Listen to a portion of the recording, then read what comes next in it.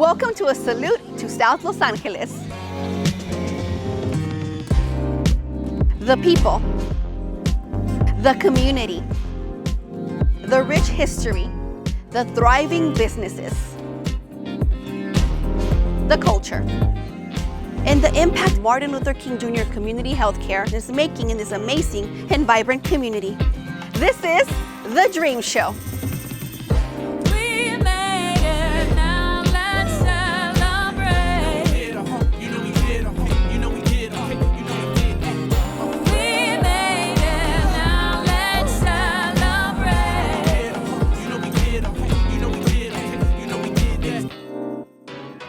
Hello everyone, welcome to The Dream Show, a salute to South LA. I'm Patty Rodriguez, born and raised right here in Los Angeles, South LA to be exact, and proud of it. South LA, home to 1.3 million Angelinos. Once it was almost exclusively African American. Today, it is an ever-evolving community that defies stereotype. It is a place that is more defined by its history and culture, its food, art, and music, and its resilient spirit than it is by its highway boundaries. It is also home to Martin Luther King Jr. Community Healthcare. It provides South LA with high-quality, compassionate care through its hospitals, clinics, medical group, and community care programs. In delivering health, MLKCH is quickly becoming part of South LA's cultural soul. Tonight, we turn the spotlight to artists and musicians, social and business entrepreneurs, cowboys and gardeners, all united by their optimism about this special community. We bring you people whose work supports our vision of a healthy and thriving South LA. Along the way, we bring you a view of social justice that lifts our spirit with its strength and hope. And we start with something everybody understands: food. What culture doesn't express itself and help its neighbors through its food? We salute two very contrasting restaurants, chefs and community leaders, Dulon's and Post and Beam. Greg Dulon's Soul Food restaurant on Crenshaw has been a family fixture for nearly 40 years. You'll learn about how the Dulon family has been expanding its business and doing good for the community. But we start first with Chef Govan Armstrong and Post and Beam, the first Black-owned restaurant to win the prestigious LA Times Gold Award. Govan has appeared on Top Chef, Iron Chef America, and Oprah Winfrey. But here, you'll see him with South LA resident, chef, and new Post and Beam owner, John Cleveland.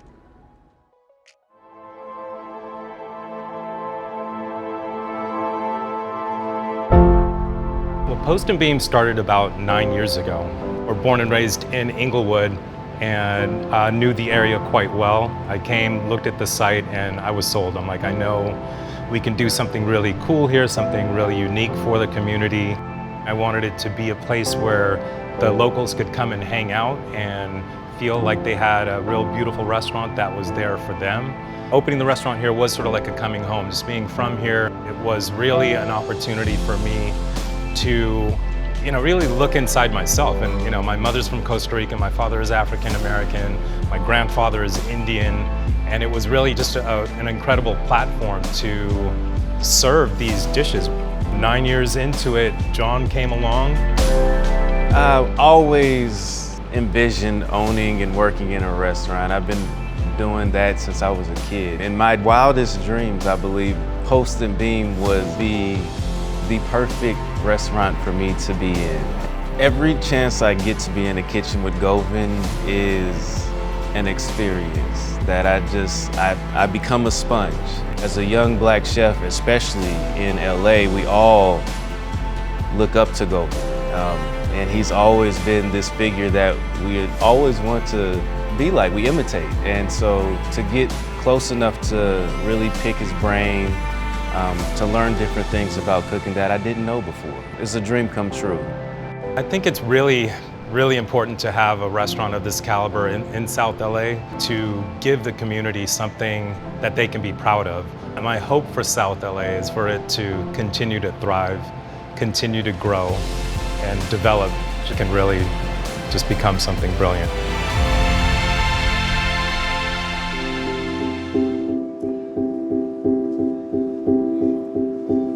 My name is Greg Dulon, and I'm the owner of Dulon's Soul Food Restaurant.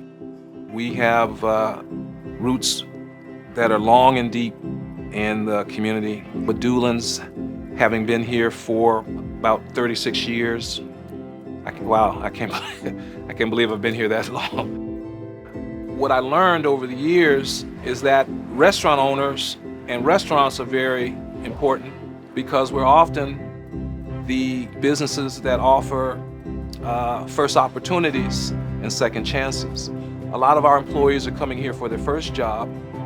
We also have employees that work for us who are getting a second chance in life, if you will.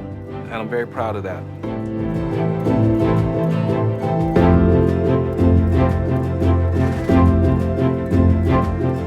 What you witnessed today is the Mayor's Great Plates program. We're one of a handful of restaurants who are participating in that program. And what we're doing is we're preparing meals for seniors. We box them up and then we send them out in cabs to the different homes of the senior citizens. What a lot of people don't realize is that there's a lot of hunger in Los Angeles. And when COVID hit and the shutdown began, the senior centers where the seniors would go get their meals had to close. And so the seniors didn't have a way to get their daily meals. And so the mayor initiated this program so that the senior meals can continue to be served. Between the 30 restaurants who participate in the Great Plates program, we have served more than 4 million meals since this program started as a result of the coronavirus. 4 million meals. So my hope is that we can find a way to sustain the community, the local businesses, and to help them grow and be successful. Because a strong community is only as good as the businesses that exist there. And if we have more businesses in the community, this community can thrive just like everywhere else.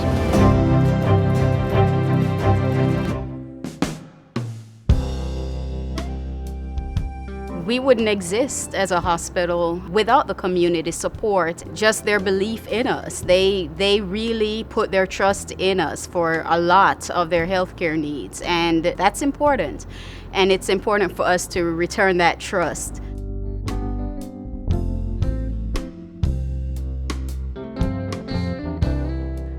For our salute to South LA, 3 award-winning Grammy-nominated artists came together for a rare cross-cultural collaboration, blending their African, Mexican, and Native American roots for a new musical approach.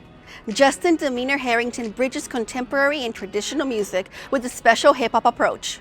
Josh Baca moves seamlessly from his Tex-Mex roots to Louisiana's Zydeco music. And Indigenous singer-songwriter Charlie Lowry, the lead singer of Dark Water Rising, offers her vocals to the trio. Here is what happened when they came together at the Cypress House recording studio on the banks of Bayou Teche, a few miles south of Breaux Bridge, Louisiana.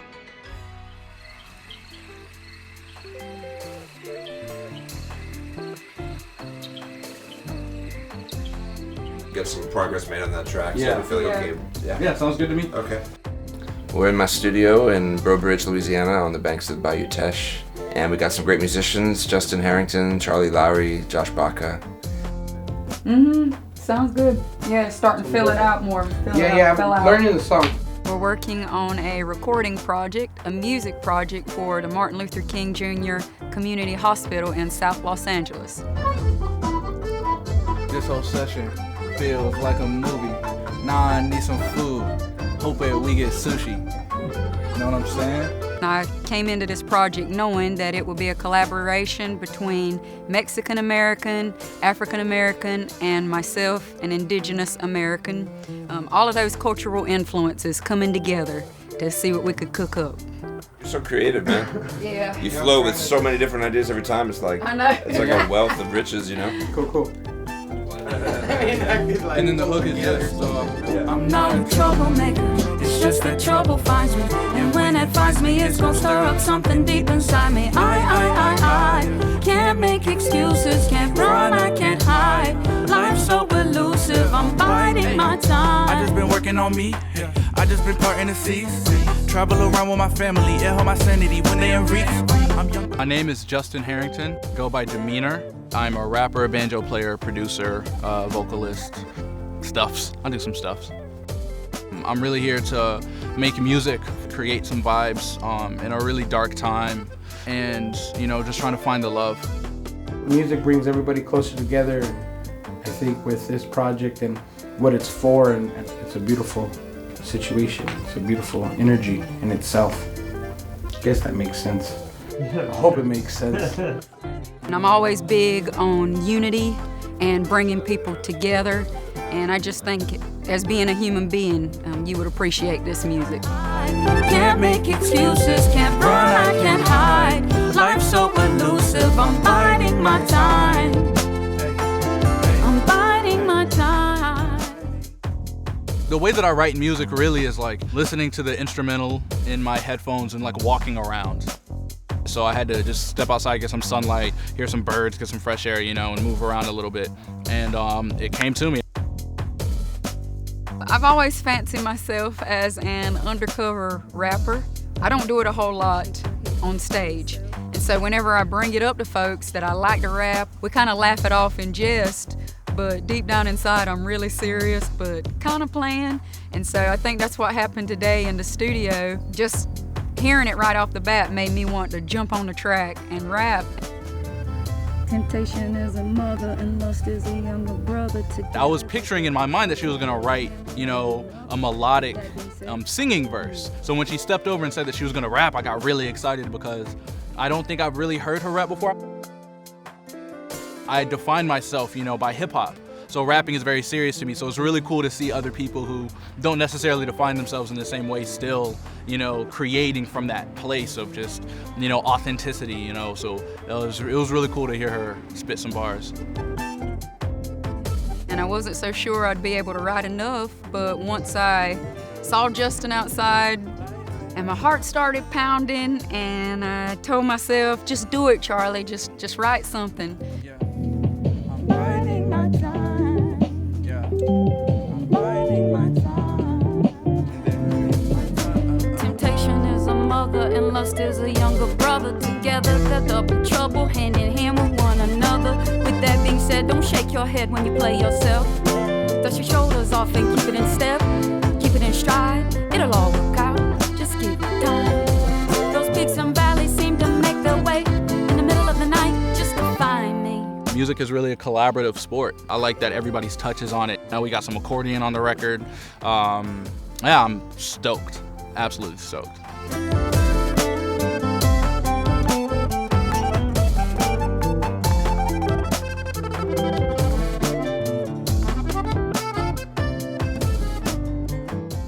As artists, we came here with the goal of collaborating through music, because music does have the ability to bring people together. And even though you're in Los Angeles watching this or hearing this, music is a universal language. Music crosses borders. Music unites cultures. And it's just so powerful. That's a wrap, I think. Lunch.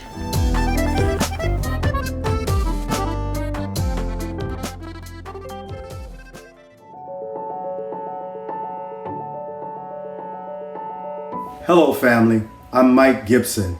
I serve as the Assembly Democratic Caucus Chair and the proud Assembly member representing the Jewel Martin Luther King Community Hospital. I'm extremely excited to be with you today to premiere and unveil the new Dream Show, a production put together by Martin Luther King Hospital that honors the vibrance, the diversity, the resilience of South Los Angeles. Family, you are about to witness what thriving communities look like. So I would ask you, sit back and enjoy. We're moving now from the South LA community to two nationally recognized social justice leaders who are truly transforming lives. Darren Walker, president of the Ford Foundation, and Dr. Elaine Batchelor, CEO of MLK Community Healthcare. As a 10-year-old girl, Elaine's parents took her to the Poor People's March for Economic Justice in Washington, D.C. That young girl grew up to be a doctor who would do what others said couldn't be done, change the face of health in one of the nation's most underserved communities. But first, we'll meet Darren Walker, who's an American dream success story. Born into poverty, he now oversees distribution of more than $500 million as president of the Ford Foundation. He's in a unique position to lead change, and he has not turned away from the challenges. It is no longer possible to do what we have done in this country for years, look the other way, or to anecdotally explain it as some aberration or yes, we do have a problem, but it's really not that bad. I think this year proved that it actually is as bad as we've been telling folks for a long time. And so I think one of the reasons we should be hopeful is that I do believe that we are in a situation where white Americans are willing to accept what we Black and brown folks have known for a very long time, and that is that racism is real and it is imbued in all of our institutions, and most prominently, it is instantiated in our healthcare system. So absolutely, how do you, when you talk to our white brothers and sisters who are on the journey, how do we talk about this issue of the inequity in healthcare? Well, not only is racism real, it's still with us. You know, it's not something that we can talk about in the past tense, it's still here. And I think we're having a moment similar to the fire hoses that were turned on Black protesters that was televised across the country, where people got to see firsthand what racism looked like. We've seen it with the murders, and we're now seeing it with the impact of COVID. One of my sons wrote a letter to his school, and in the letter he said, if you care about the murder of George Floyd, you should care about the people who are dying every day from COVID. You should care about the people who are dying every day from diabetes, because they don't have access to quality health care, and they live in communities that lack resources. So I think that shining a light on reality is the first step, so that people can actually become aware of what people in our country are living with, and then turning the awareness and anger into determination to change and sharing a vision for change, and then, you know, helping to lead the way toward that vision. And what would you say, as the person at the helm of this really critically important signature community hospital, what would you say to those policymakers to get them to move to do the things you know they need to do? We have a separate and unequal health system, and the lack of access to quality health care is killing minorities in this country.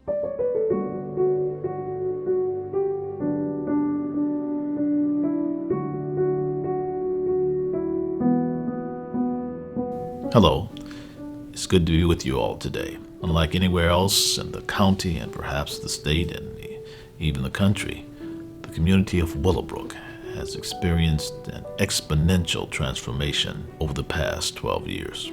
During this time, we have collectively transformed the MLK campus into a comprehensive model for wellness. The county's first psychiatric urgent care center, the county's first on-campus recuperative care center, the county's first child and family well-being center, a behavioral health center that is the first of its kind in the entire state.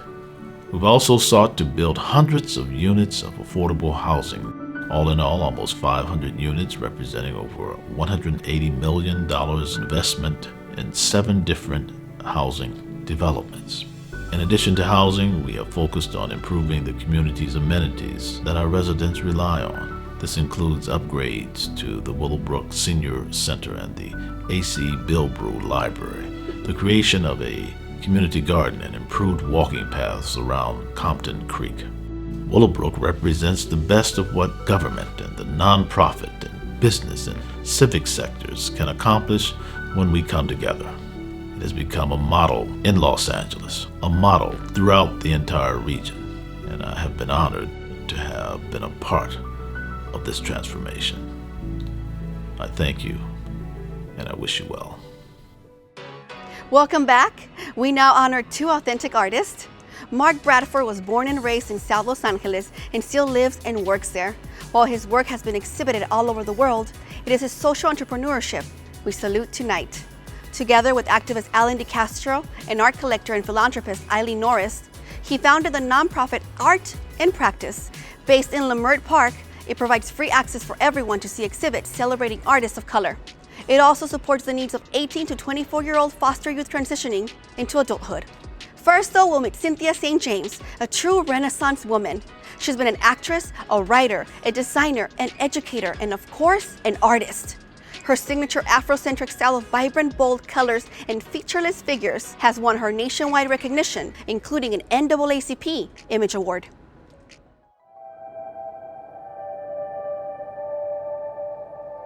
When I think of my art, I'm sure all of the DNA parts and all of the ancestors of mine play a large role in it. And that's everything from African to Native American Cherokee tribe to my grandfather being Haitian. I'm Cynthia St. James. I'm a visual artist, an author, and all about anything that's creative. My creative process is a bit unusual. I just go from inspiration and thoughts and dreams, and then I look at that blank canvas, I figure out where the center is. Sometimes I start at the bottom, sometimes in the middle, sometimes at the top. Then I put the first coats of paint, and I go back and I put a little bit more, and I put a little bit more, and I fill in some paint. It's healing for me to even paint. If I'm not painting, I'm not Cynthia. I live alone, me and my kitty cat, and I put up all my art everywhere, in the bathrooms, under the bed, in the closets. The thing is, feels like, to use a cliche, a dream come true, because I've never wanted to have a gallery, an outside place. I've always wanted to have a gallery where I lived, so that I could paint till I dropped. If I ever felt I was feeling low, I would just literally have to walk through and look and see some of the work I've been gifted enough to do, or privileged enough to do, or honored enough to do. I was very gifted that the Creator gave me a glimpse of what I wanted to do at a young age, and it stuck. What would I tell that little girl? That's kind of tough, because I don't want to spoil it by telling her how happy she was going to be for the rest of her life. I would say, to my little 5-year-old Cynthia self, I would say, go for it and stick to it, and always keep listening to that little voice inside that tells you that you want to be an artist.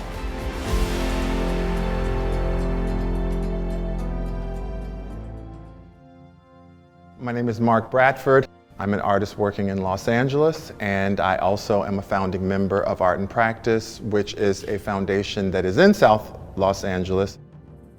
The early part of my life was in South LA, and my mother owned a hair salon. Growing up, all I knew was strong Black merchants that took care of their businesses, took care of their families, that shared resources, that through every up and down, we're still working. I remember 1992. I remember calling all the merchants around us and making sure that everybody was okay, and what businesses were going to open. And it's the first thing I always think about when there's civil unrest is, oh, the merchants. Oh, I wonder how they're going to do. I wonder if they're going to. My mind goes immediately to that, because I remember 92, and I remember, like, what are we going to do? We need our business, and they're telling us to close down. And you were stuck in that moment. A small business was just me and my mom. We had a hair salon, not just down the street. It's funny that we're right now in the space that actually was part of the area where my mother's hair salon was, which became my studio, which became part of Art in Practice. So I still see that relationship between kind of entrepreneur and also community histories kind of melding together. I went to school, and I kind of learned about art by getting on a school bus and going, and they're whispering once you're at a museum that that's art. I did not have access to it in a local community. And I thought, I wonder how that would have changed my trajectory if I had, in my safe space, which was my community, if I had walked in and I saw contemporary art, but it was in my community, I probably would have not been so formal. So when I started to think about having a nonprofit and giving sort of people access to some of the things that I thought were interesting, I started to look at where were the museums and who was having access to that. And so I started to think, oh, it would be nice to have more of that here so that on your way to the store, you could stop in and see an exhibition instead of having to always leave your neighborhood for culture.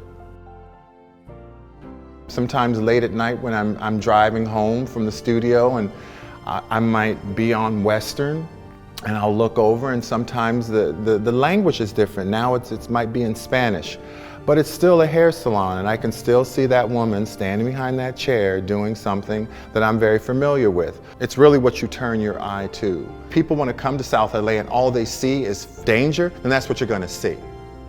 But if you turn your gaze another way, you're going to see a community that's fluid, a community that's making their way through. South LA, South Central LA, it's always had value. It's never not had value. It's as valuable as any other community, and it should have everything that every community has.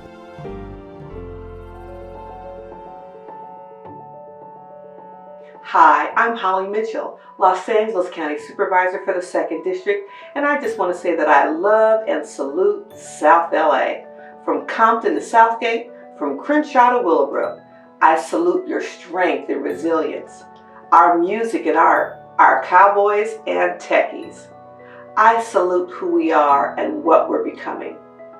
And I salute MLK Community Healthcare, the doctors and nurses and all healthcare essential workers who've cared for everyone during this pandemic and who will be part of our healing and health going forward. Thank you, MLK. Stay strong for all of us. When the Grammy nominations were announced last month, South LA had reason to rejoice. Inglewood rapper D Smoke, born Daniel Anthony Ferris, received 2 nominations for Best New Artist and for Best Rap Album for his powerful Black Habits. Here is D Smoke. Super. Good. Purple rain falling down on the prince of the coast where the sun shine all year round. Purple haze over landscape, still I hydrate in the lunch line with the smog and clouds. Wood star me out. This song's in the key of life, and love is in need of more. Young from Inglewood, barefoot on the cedar floor. If black music is the blood, then my heart has been beating more. Rapidly, happily, I look back on Afeni Shakur. Her son paved the way, now all eyes on me. Cause I'm young, black, and gifted, Nina, all eyes gon' see. If you swung back when faced with a challenge that's meant to break you and balance scales, you ain't average. Now throw your hands on 3, gon' put them up for black magic, black excellence, black habits, it's black medicine. Everything, black chucks, black tux, everything. Black hug, black love, everything. Praise black Jesus, play black Moses. Give them flowers while they still here, black roses. Everything, black tie, black ride, everything. Black pride, black lives, everything. Skin noir, friends noir, here you are, black. Everything you need, better believe you are that. Skin noir, friends noir, here you are, black. Every time they hear this, they gon' say he made an anthem. Life ain't a panda, it ain't black and white, it's a canvas. Spike Lee your dreams, Bruce Lee your tantrums, 2-3 that bull, and go Michael Jordan, go Samson. Knock down the walls around me, strong and dark and so handsome. Everything around me is shining dark and the time is divine. I found a spark when the clouds leak and the rain fall, and I found peace. I'm black as the concrete, black as the street that's lined with the palm trees. I'm black as the night sky when you broke your bread and your bacon just don't meet. Black as the bottom of Chuck Taylor's, black on some haters. Black as the burnt rubber, hitting donuts in front of the store, but 2 months later they got stopped. Cops found a black burner underneath the seat on some Nat Turner. Black as the judge robe when the case closed, now your life on the back burner. Black magic, Black excellence, black excellence, black habits, black habits, black medicine. yeah, everything. Black chucks, black tux, everything. Everything. Black hug, black love, everything. Praise black Jesus, yeah. Play black Moses. Give them flowers while they still here. Black roses, everything. Black tie, black ride, everything. Black pride, black lives, everything. Skin new up, friends new up. Here you are, black. Yeah, better believe you are that. Skin new up, friends new up. Here you are, black. Everything you need, better believe you are that. Mira, negrito, puro amor pa' mis morenitos. Hice un giro, cambiando idiomas. Vuelan palomas encima del roller coaster, cae cerca de la playa, ocean view. Blacker the berry, the sweeter the juice. We dancing the soca too, only with few real. Then chill with us, build with us, to deal with us. Never pull the trigger, aiming at another man, but real hitters still pick up the phone. I ain't on this mission alone. Used to dream of really stacking my funds. Now my windows just as black as my guns. I'm divine. It came on time. God never changes, ain't gon' lie. I lost faith and cried, then my faith revived. But as soon as I let go and surrendered to him my talents, this young king took off like go-go gadget. There go that black magic. Black excellence, black habits, it's black medicine. Everything, black chucks, black tux, everything. Everything. Black hug, black love, everything. Praise black Jesus, play black Moses. Give them flowers while they still here. Black roses, everything. Black tie, black ride, everything. Everything. Black pride, black lives, everything. Skin new up, friends new up. Here you are, black. Everything you need, better believe you are that. Skin new up, friends new up. Here you are, black. Everything you need, better believe you are that. Yeah, yeah. Yeah, yeah.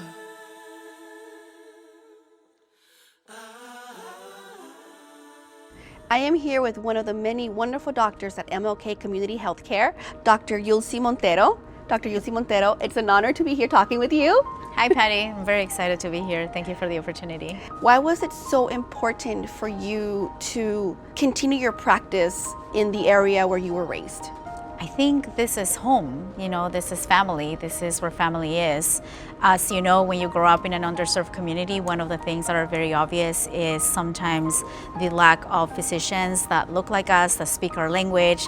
So that matters. If my mom comes to the doctor and she wants to describe something that's happening to her, she's more comfortable doing that in Spanish, talking about remedies that she's using, and asking questions. It just creates a relationship of trust and comfort a little bit faster. I watch it in my patients' faces every day.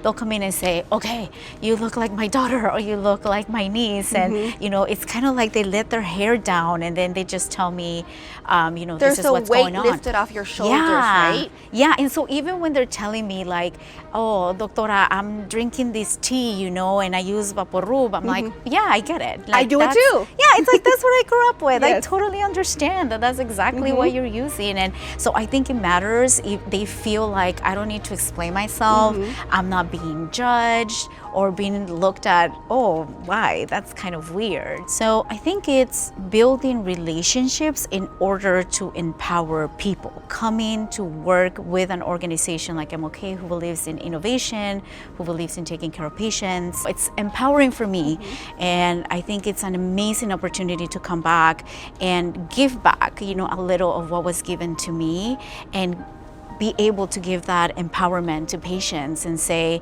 your health is in your hands. You can do all of these things to be better and to be healthier and to make your family and your community healthier, What can our community do right now to stay healthy, to remain healthy, to just keep safe? So I think that what's going on right now in this current pandemic, one of the things that's highlighted about our community is how essential and how important we are, right?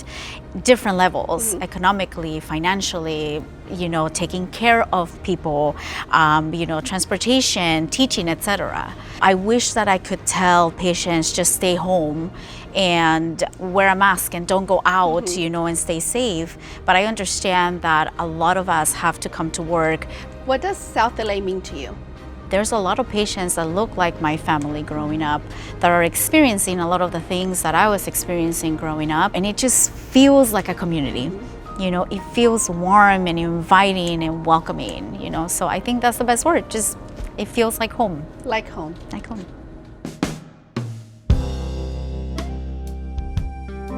My even, family members or cousins or something, they all call me and say, is King a good place for me to come? Should I bring grandma here? And I tell them yes, all the time. Don't even hesitate. Just come, let me know, and I'll see what I can do to help you get through this.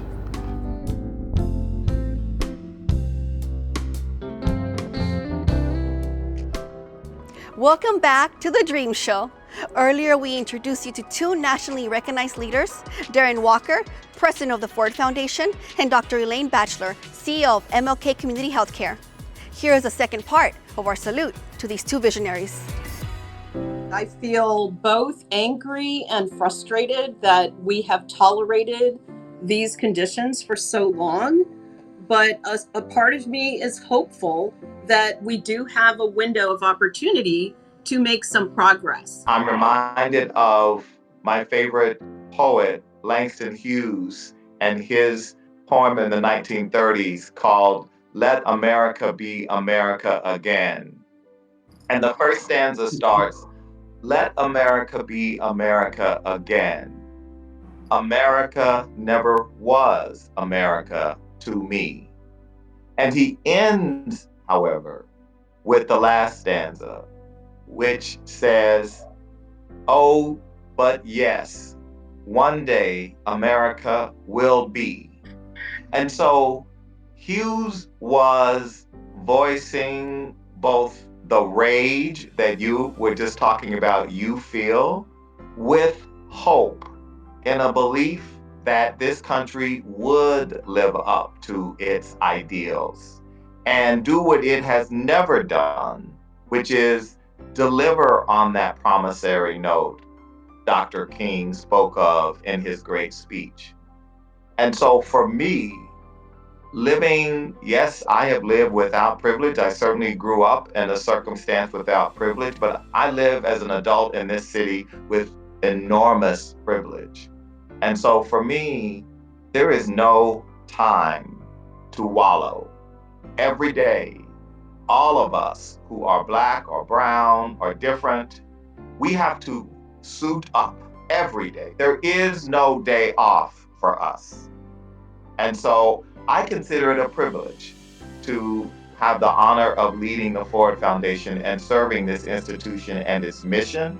We are in the business of hope at the Ford Foundation. I have no reason to be anything but hopeful. Even during these dark days, there is still light. And I'm looking at some of that light right now and celebrating you and the Dream Show and the work of the Martin Luther King Hospital and what it does in this community. The message that you send out of hope, of justice, and of belief in what is possible when a community comes together with a great board, a great leader, that real transformation can happen. Thank you. We are in the same business of hope and of pushing for change. And yes, we know that America will become America again because we're not going to let it do anything else.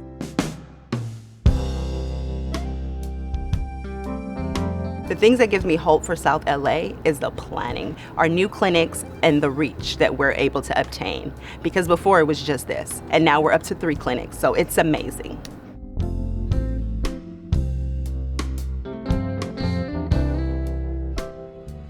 Compton is the birthplace of dozens of sports stars, including tennis legends Venus and Serena Williams and basketball legend Russell Westbrook. It also birthed rappers like Dr. Dre and Ice Cube. But did you know it used to have farms and cattle ranches where cowboys roamed the range? Tonight, we salute organizations and people doing their best to preserve the rural legacy while improving the health of their community. Moonwater Farms and the cowboys, cowgirls, and rancheros of South LA.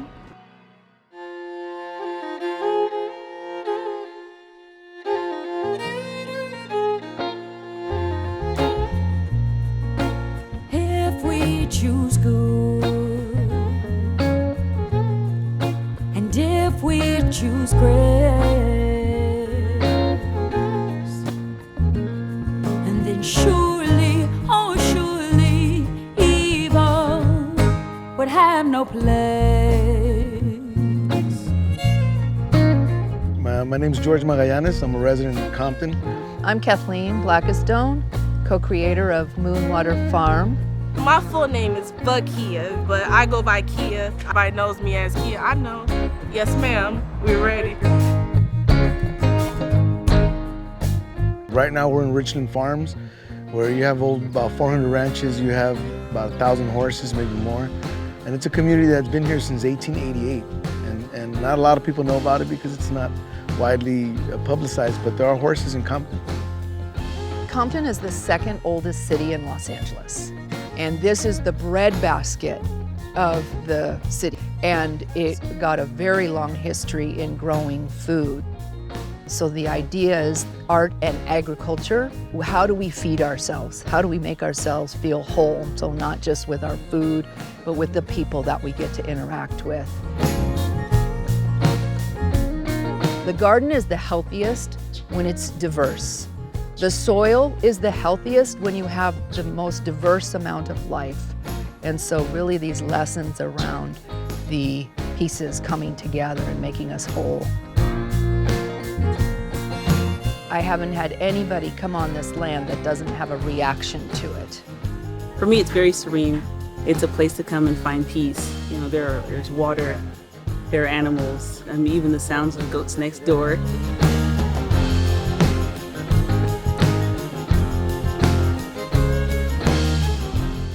We offer opportunities for re-entry community, people that have been incarcerated and are looking to remake their lives. She really invites anyone who wants to come to the space to come. I don't want this to be special. I want this to be something that every neighborhood has one, this community space of beauty and wellness that they can practice in and grow food in.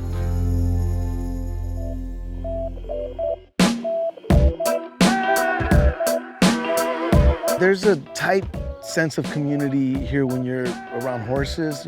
This is a life that we love. This is culture. This is family. This is a community. It brings the youth off the street, out of gangs. You know, they see a horse walking down the street, they're like, I want to do that. When you learn with a horse, you learn how to treat people. You learn how to treat everything else around you. If you treat a horse with respect, if you treat a horse with love, you will get that in response. It's the right type of gang to be in. If you want to be a part of a gang, you be in the horse gang where we ride and love and spread peace everywhere.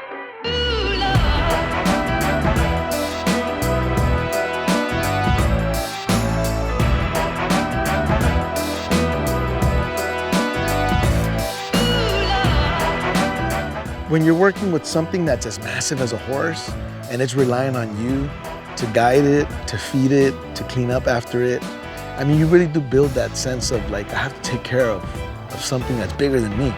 And it's how we need to look at a community, is we need to take care of something that's bigger than us.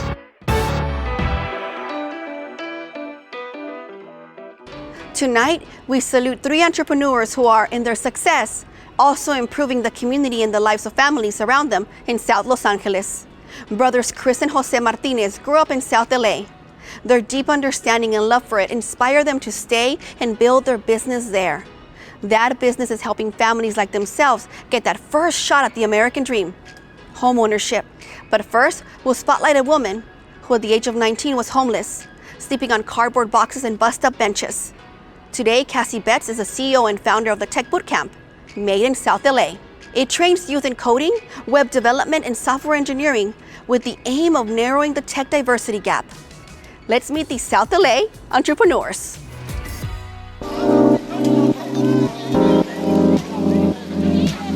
My name is Cassie Betts, and I'm the founder of Miss Love, made in South LA.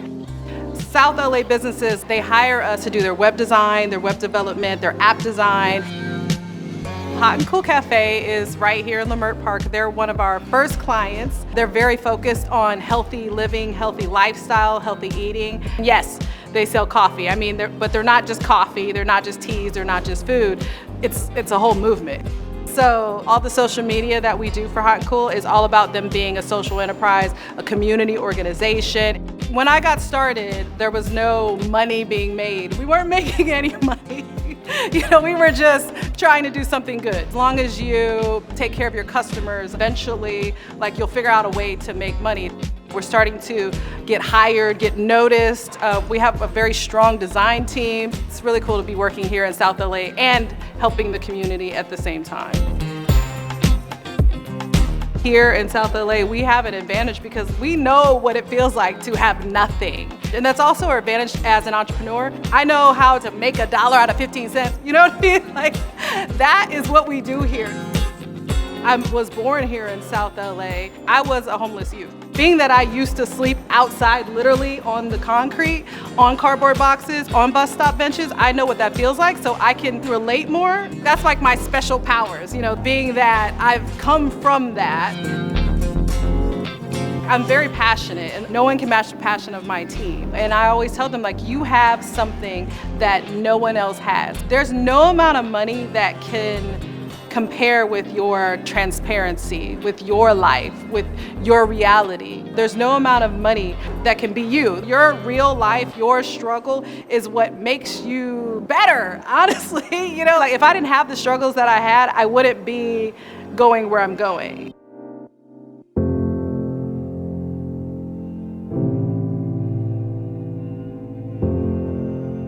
I think South LA is our childhood. I even got goosebumps talking about it. Our family migrated here from the Central America areas. They were fleeing from civil wars going on. When they got to South LA was a place where they were actually able to find housing affordability. Our connection to the community starts from the moment we were born into South Los Angeles. When you grow up in South Los Angeles, our families would always say, you gotta get education so you can get a better job and you can move away and go to a better community. But then as time goes on, you realize how special it is to stay where you grew up and to own a business in the area you grew up in. So what is South LA to me? I mean, it's my entire life. We all have a sense of connection to our childhood, and to be still here and to be working here, it's very fulfilling. With Venco Realty Group, we're able to do a lot of transactions with South Los Angeles. Helping families realize home ownership, it's really our core mission, and that's really what it's all about. A lot of times they're realizing a dream, the American dream. After we help families successfully buy their home, we want to preserve these relationships. And if we can put the community owners in the driver's seat, then they're gonna have a strong say in what goes on in the community.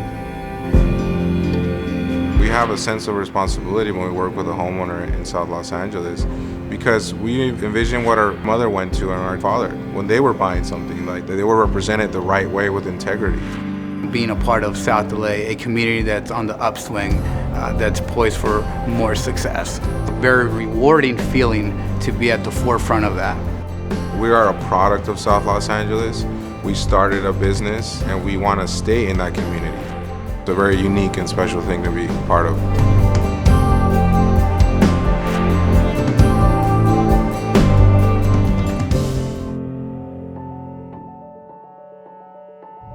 Hi, I'm Senator Steve Bradford, and as we reimagine South Los Angeles, it all begins right here at Martin Luther King Jr. Hospital, an institution that was birthed 48 years ago after the 1965 Watts riots, an institution that's provided quality health care for 35 years until its closure. But thanks to the visionary leadership of Supervisor Mark Riley Thomas, it's bigger and better than before. So to all the frontline medical staff, I say thank you for what you do on a daily basis. This is not only important to me as a local elected official, but personally as well. My first sermon job was on the 3rd floor surgical ward here, and my mother retired after 20 years as a psych nurse. So long live Martin Luther King Hospital and Charles Drew University. Hi, I'm Freddie Figures. When COVID-19 hit our community, the Figures Foundation was right there to show our support by donating over 2.6 million face masks and PPE to all of our frontline healthcare workers. We at Figures Foundation care deeply about the MLK Health Foundation and the communities that you guys serve. We at Bank of the West are honored to be working with MLK Community Healthcare, an outstanding organization. Prior to COVID, a very small team ran one of the busiest ERs in the country. And during this unprecedented pandemic, every single member of the MLK team has worked tirelessly to meet the needs of this historically underserved community in South LA. And they've done this through their hospital and, of course, through the outpatient services. Thank you, MLK team. You are community heroes. To all of us at Wells Fargo, South LA is pride and family, resilience and culture. South LA is Leimert Park, it's Central Avenue, and it's MLK Community Healthcare, where talent and commitment meet need. Thank you, MLK, for being there for everyone in the community. We salute you, we salute South LA. The coronavirus has ravaged South LA as much as it has the rest of the city, state, and country, and beyond. But we like to think that thanks to MLKCH, South LA is giving its community a better than average chance of combating this insidious and indiscriminate disease. For most of the country, once a patient leaves the ICU or the hospital, the staff that care for them will never see them again. But that's not the case in South LA. MLKCH has an outpatient clinic that is so accessible to both the community and the hospital, its staff can monitor the post-COVID-19 recovery and the general welfare of their patients after discharge. Here's the story of one of those COVID patients, Elaine Stevens.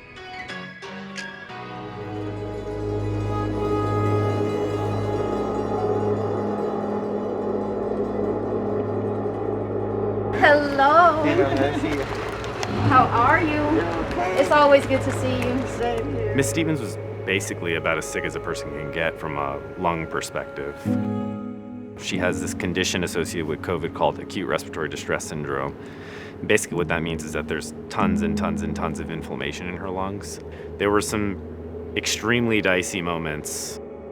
Elaine Stevens arrived, this very robust, 74-year-old woman, and by the time she left the hospital, couldn't walk, had lost probably 20 pounds. She was kind of a shadow of herself. I can't explain to you why she managed to pull through it. There are certainly many, many patients that we've had in similar conditions that did not make it, but she managed to pull through. I mean, you're crystal clear, and your heart is ticking away perfectly regularly, so. Just to know that I made it. Because some days I gave up. I couldn't even take one step, two step, and then I'd be so out of breath and so afraid that something would happen to me. I didn't want them to leave me by myself in the room until my breathing came back. The love that they showed me, the nurses while I was there, they was the only family I had. And I just wanted to let them know that I thank them. It was very hard for me, but I wanted to live.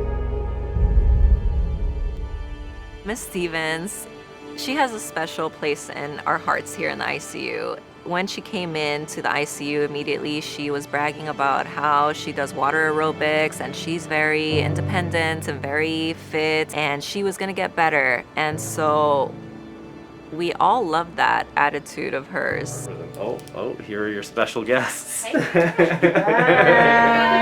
They're my cheerleaders. Come on in, guys. Hey. The nurses truly care about our patients and truly bond with them and see them as people, not just as somebody that's sick in the hospital. Look at you, Miss Stevens. Yeah. Looking good, earrings on. Look at you. Wait, she knows what she doesn't have? Y'all doing okay? Look, and I don't have what? Yeah. Where's the wheelchair? Oh my God! I came here.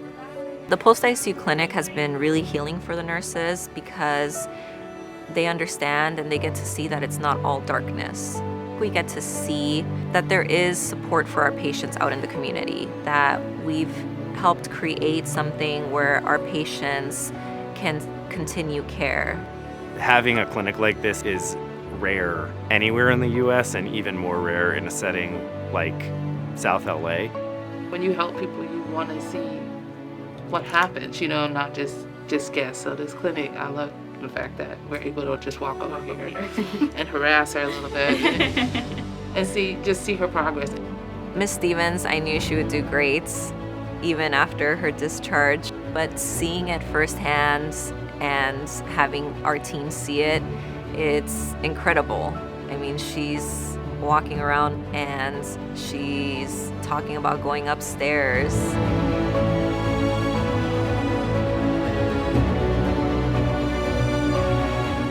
We really wish her the best, and we look forward to continue seeing her.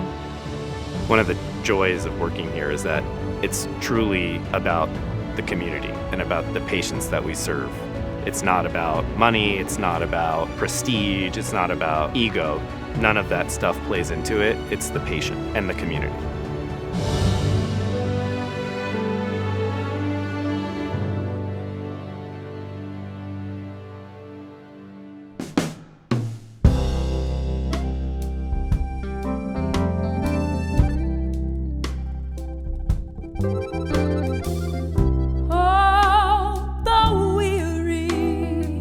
It's a family, honestly, in the ICU that's kept us going.